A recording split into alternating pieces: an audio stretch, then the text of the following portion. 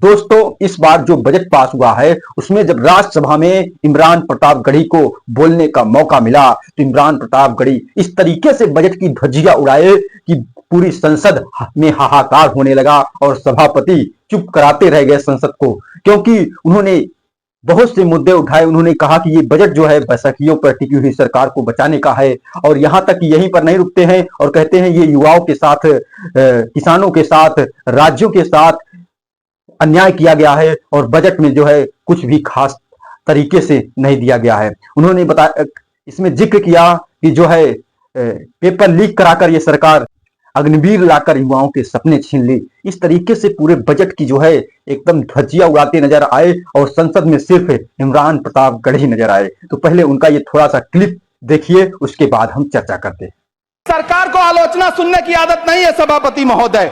जब आप इनसे सवाल पूछिए कृपया शांत रहिए। आप बताइए 70 साल में आपने क्या किया है। मैं इस सदन में कहना चाहता हूं सभापति महोदय कि हमसे 70 साल का हिसाब मांगने वालों, जो सरकार अपना चलाया हुआ 2000 का नोट 7 साल नहीं चला सकी, वो हमसे 70 साल का हिसाब मांगती है।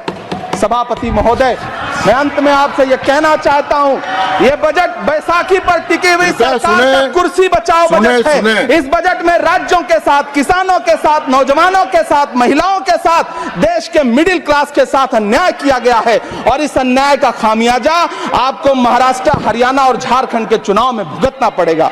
सभापति महोदय, इस सरकार ने नोटबंदी लगाकर देश की आम जनता की पूंजी छीन ली। बैठे नहीं बोले, कृपया टैक्स लगा करके छोटे व्यापारियों के कारोबार छीन लिए, पेपर लीक करवा करके युवाओं की आंखों से नौकरी के सपने छीन लिए, अग्निवीर लाकर देश के जवानों की उम्मीदें छीन ली, बुलडोजर लगाकर लोगों के आशियाने छीन लिए, महंगाई लाकर देश की जनता की थाली से निवाले छीन लिए, और नारा लगाया कि हम तो सेवक हैं, 18-18 घंटे काम करते हैं। इन्हीं लोगों के लिए किसी ने शेर कहा है कि जो सच और झूठ में दूरी है वो दूरी समझते हैं, सियासी हाकिमों की हम भी मजबूरी समझते हैं, वो अपना हक समझते हैं निवाला छीन लेने को, डकैती को बहुत से लोग मजदूरी समझते हैं। हमें पता है कि कैसी मजदूरी की जा रही है। सभापति महोदय, मैं यहां खड़ा होकर के अंत में आपसे कहना चाहता हूं कि इस बजट में तमाम राज्यों के साथ अन्याय किया गया है,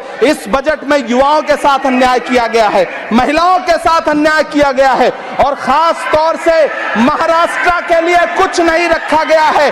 महाराष्ट्र बाढ़ से जूझ रहा है, पानी बरसने से वहां 1500 से ज्यादा लोग मारे गए हैं। उस शहर को, उस राज्य को 4000 करोड़ के पैकेज की जरूरत है ताकि जो फसलें बर्बाद हुई हैं लोगों को राहत दी जा सकी।